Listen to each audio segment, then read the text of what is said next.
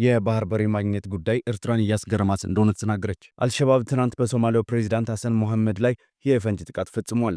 አንድ የአሜሪካ ፌዴራል ፍርድ ቤት የፕሬዚዳንት ዶናልድ ትራምፕ አስተዳደር ዩኤስኤድ ወደ ነበረበት እንዲመለስ ትዕዛዝ መስጠቱን የኤርትራ የውጭ ጉዳይ ሚኒስትር ኦስማን ሳላህ ኢትዮጵያ የተሳሳተና ጊዜ ያለፈበት በኃይል ወይም በዲፕሎማሲያዊ መንገድ የባህር ኃይል የማቋቋም ወይም የባህር በር የማግኘት ጉዳይ ኤርትራን ያስገረማት እንደሆነ ለዲፕሎማቶች በሰጡት ማብራሪያ ተናግረዋል። ኦስማን ኢትዮጵያ የጎረቤቶቿን የግዛት አንድነትና ሉዓላዊነት እንድታከብር የዓለም አቀፉ ማህበረሰብ ግፊት እንዲያደርግ ጠይቀዋል።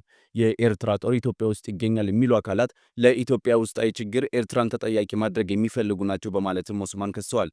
ኦስማን በህወሓትና በትግራይ ጊዜ አስተዳደር መካከል ባለው ሽኩቻ ውስጥ ኤርትራ ሚና አላት የሚለው ውንጀላንም አስተባብለዋል።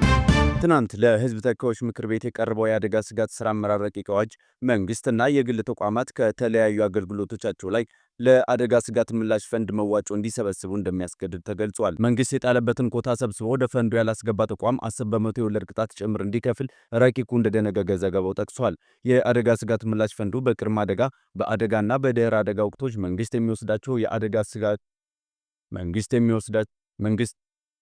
መንግስት የጣለበት ኮታ ሰብስቦ ወደ ፈንዱ ያላስገባ ተቋም 10 በመቶ የወለድ ቅጣት ጭምር እንዲከፍል ረቂቁ እንደደነገገ ዘገባው ጠቅሷል። የአደጋ ስጋት ምላሽ ፈንዱ በቅድመ አደጋ፣ በአደጋና በድህረ አደጋ ወቅቶች መንግስት ለሚወስዳቸው የአደጋ ስጋት ቅነሳ ምላሽ እና መልሶ ማቋቋም ተግባራት የሚውል እንደሆነ በረቂቁ ላይ ሰፍሯል ብሏል። ፈንዱ የዕለት ተደራሽ ሰብአዊ ድጋፎች፣ የእርዳታ ምግብና ምግብ ነክ ያልሆኑ የስትራቴጂክ መጠባበቂያ ክምችት ለማምረት፣ ለመግዛት ወይም የመጠባበቂያ ክምችት መጋዘኖች አቅም ለማሳደግ ሊውል እንደሚችልም ተገልጿል። የፌዴራል ከተሞች አዲስ አበባና ድሬዳዋ አስተዳደሮች ከዓመታዊ በጀታቸው የተወሰነ ድርሻ ለፍዱ እንደሚያዋጡና የመንግስትና የግል ድርጅት ተቀጣሪ ሰራተኞችም ከተጣራ ደሞዛቸው ላይ የሚታሰብ መዋጮ እንደሚያዋጡ እንደሚደረግ ዘገባው ጠቅሷል።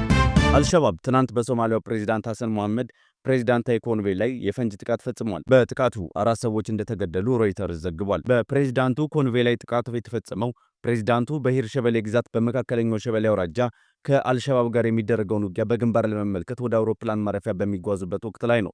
አልሸባብ ለጥቃቱ ኃላፊነቱን ወስዷል። ቡድኑ ከ10 ዓመታት ወዲህ በፕሬዚዳንታዊ ኮንቬይ ላይ ቀጥተኛ ጥቃት ሲፈጽም ትናንት የመጀመሪያው ነው።